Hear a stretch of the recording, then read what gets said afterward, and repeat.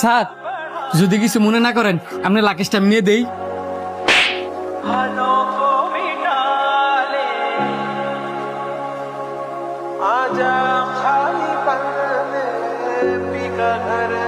কুলির বাচ্চা, তোর কত বড় সাহস!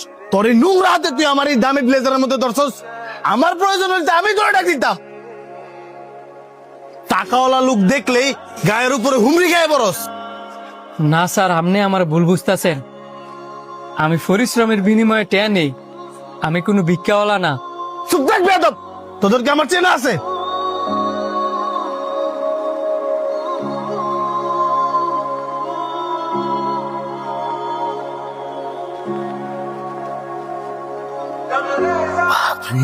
কেমনে একটা কুলি ফেলে ভালো হইতো।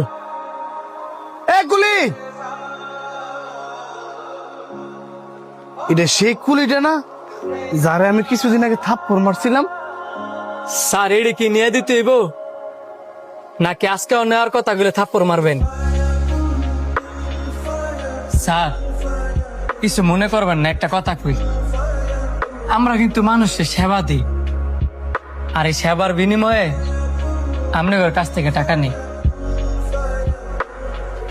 আপনার ব্যাগগুলা যদি আমি ওইখান থেকে না নিতাম,